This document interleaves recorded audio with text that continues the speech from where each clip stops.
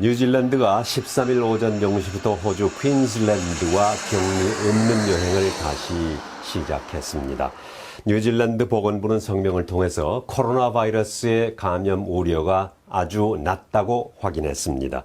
호주에서 뉴질랜드로 입국하는 사람들은 출국 72시간 전에 검사를 받고 음성이 확인돼야 합니다. 지난 6월 26일 호주와 뉴질랜드 간에는 여행이 금지됐었습니다. 점차 앞으로는 격리 없는 여행을 확대해 나가기로 했습니다. 그러나 지난 6월 26일 이후 뉴사우스웨일즈에 머물고 있는 사람은 아직도 뉴질랜드 입국이 허용되지 않고 있습니다. 오늘은 좀 따뜻한 소식부터 전해드리겠습니다. 한유문화원이 정기적으로 뉴질랜드 현지 어린이들을 대상으로 한국 문화 알리기 시간을 갖고 있습니다. 어린 학생들이 한국의 K-팝 댄스를 즐기는 것을 보면 놀라울 정도입니다. 지난 토요일에 있었던 행사를 잠시 보여드리겠습니다.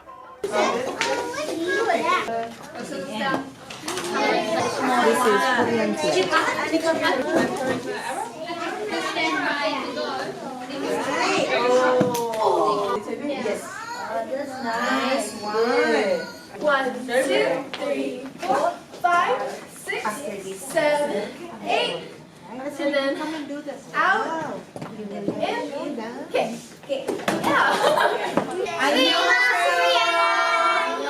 We love Korea now. One, two, three. We love Korea.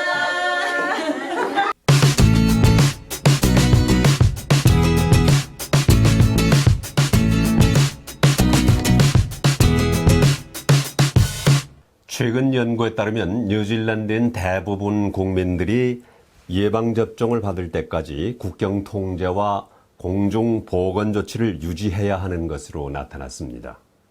이번 연구에서 알파 변이 바이러스와 감염을 막기 위해서는 80 내지 85%의 국민이 백신 접종을 받아야 국경을 완전히 개방할 수 있는 것으로 밝혀졌습니다. 또 전염성이 더 높은 델타 변이 바이러스의 경우 인구의 97%가 백신 접종을 받아야 국경을 열 수 있다고 전했습니다. 뉴질랜드에서는 지금까지 개발된 백신 중 가장 효과가 좋은 파이자 백신을 접종하고 있습니다. 뉴질랜드 정부는 올해 말까지 모든 사람들에게 백신을 접종하겠다고 밝혔습니다. 마오리와 태평양 섬나라 사람들은 코로나 바이러스로 인해서 병원에 입원할 확률이 다른 사람들에 비해서 최대 3배가 더 높다고 새로운 연구 결과 밝혀졌습니다. 이러한 결과는 최근 뉴질랜드 전국 2천여 명의 시민들을 대상으로 코로나 바이러스와 관련한 자료 조사에서 나타났습니다.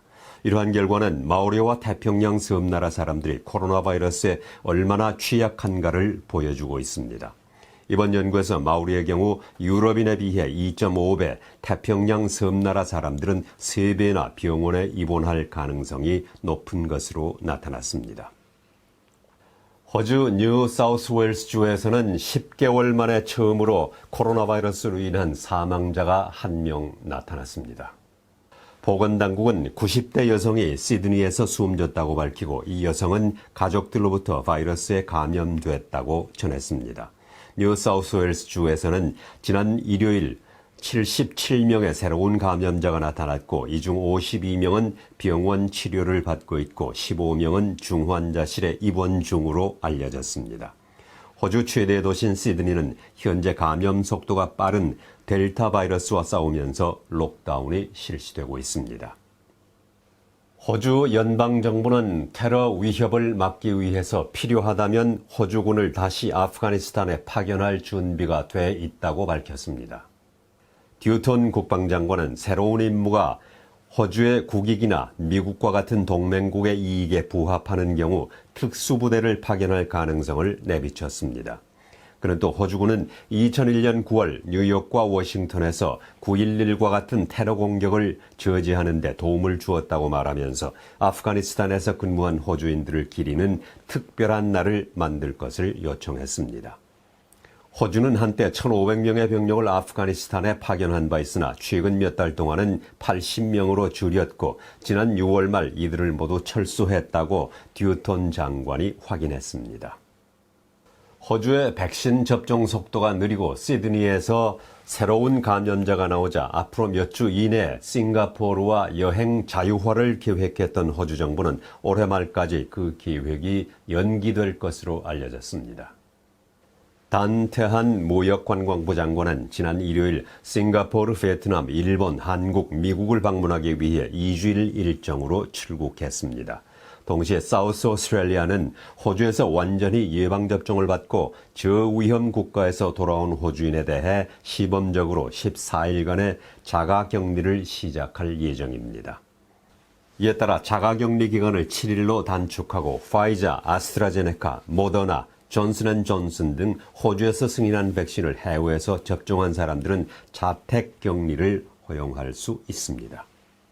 단태한 무역관광부 장관은 호주인들이 결국 다시 한번 자유롭게 나라를 떠날 수 있게 되면 백신 여권이 앞으로 몇 년 동안 현실이 될 것이라고 말했습니다.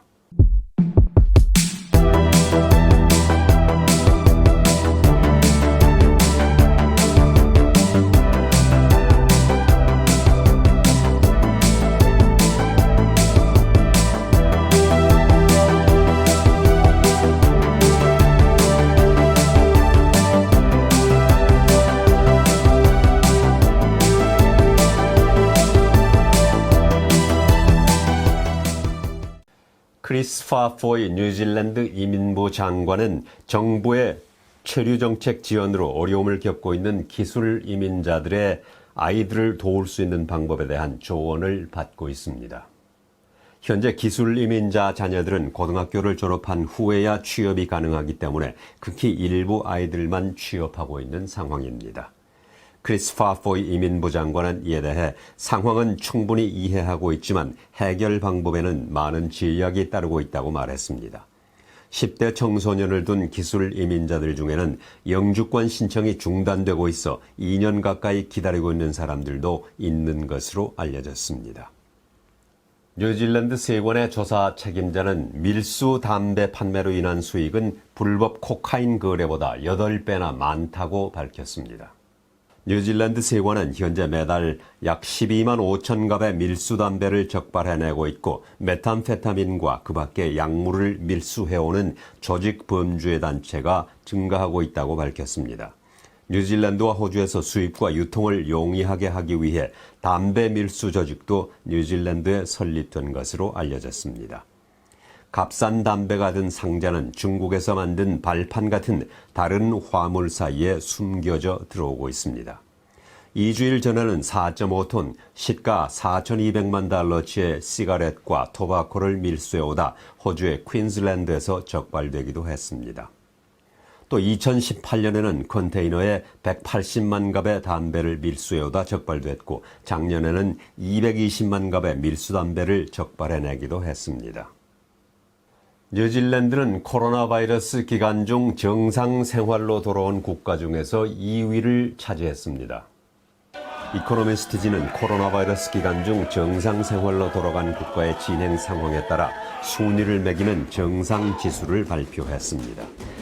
이 정상 지수는 전 세계 인구의 약 75%, 전 세계 GDP의 90%를 차지하는 50개국에 대해 스포츠 관람, 집에 머무는 시간, 교통 혼잡, 소매 거리, 사무실 점유율, 항공편, 영화 매표소, 그리고 대중교통의 8가지 변수를 추적해서 조사했습니다. 그 결과 홍콩이 96% 정상 생활을 하고 있어 1위에 꼽혔고 뉴질랜드는 87%로 2위를 차지했는데 코로나 바이러스로 인해 국경 폐쇄와 여행 규제 등으로 인해 점수가 낮아진 것으로 나타났습니다. 그 다음으로는 파키스탄과 나이제리아, 우크라이나가 84%로 뒤를 이었습니다.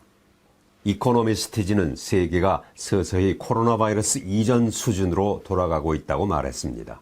이 밖에 중국은 19위, 미국 20위, 영국은 36위로 나타났습니다. 한편 오클랜드는 최근 이코노미스트 인텔리전스 유닛이 선정한 세계에서 가장 살기 좋은 도시 1위에 선정됐고 수도 웰링턴은 4위에 선정된 바 있습니다. 지렁이에서 코끼리에 이르기까지 전 세계적으로 거의 1,600종의 동물이 플라스틱을 먹고 있다는 새로운 연구 결과가 나왔습니다. 이 연구 보고서의 공동 저자인 메시 대학의 가브리엘 마초프스키 카푸스카 박사는 해양 생물뿐만 아니라 모든 종에 걸쳐 놀라울 정도로 많은 종류의 동물들이 플라스틱을 먹고 있다고 말했습니다. 빠르게 움직이는 먹이를 추적하는 엘 레오노라의 매와 같은 독수리조차도 플라스틱을 살아있는 먹이로 착각하는 것으로 밝혀졌다고 이들 연구는 지적했습니다. 지금까지 밝혀진 바에 따르면 최소한 1565종의 동물들이 플라스틱을 먹고 있는 것으로 밝혀졌습니다. 마초프스키 카푸스카 박사는 배가 고파서 여러 가지 이유로 충분한 음식을 찾을 수 없을 때는 가끔씩 잘못된 선택을 하는 경향이 있다고 말했습니다. 플라스틱 오염을 완전히 막을 수는 없지만 그 피해를 최소화하기 위한 조치를 취할 수는 있다고 마초프스키 카푸스카 박사는 강조했습니다. 뉴질랜드 정부는 이번 주 2025년까지 여러 형태의 플라스틱을 금지할 계획을 발표했습니다. 뉴질랜드 철도와 페리 운항을 책임지고 있는 키위레일은 한국의 현대미포조선과 페리 건조 계약을 체결했습니다. 이 계약은 쿡해협을 운항할 두 척의 페리를 건조한다는 내용으로 되어 있습니다. 키위레일은 현대미포조선과 작년 12월 협상 진행을 위한 의향서에 서명했습니다. 키위레일은 이제 2025년에 첫 번째 선박을 그리고 2026년에 두 번째 선박을 5억 5,100만 달러에 인도하기로 조선소와 계약을 체결했습니다. 키위레일의 그레그 밀러 회장은 성명을 통해 새로운 페리는 경제의 핵심이자 뉴질랜드 공급망, 운송의 핵심 부분인 북섬과 남섬 사이에 안전하고 탄력적인 철도와 여객 서비스를 보장할 것이라고 말했습니다.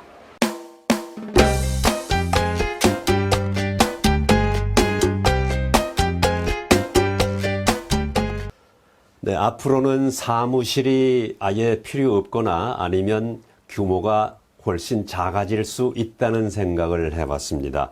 코로나 바이러스로 인해서 재택근무가 많아지면서 물론 장단점이 있기는 합니다만은 일의 능률이 더 오른다는 그런 얘기도 나오고 있습니다. 오세아니아 위클리 이번 주 순서 마칩니다. 감사합니다.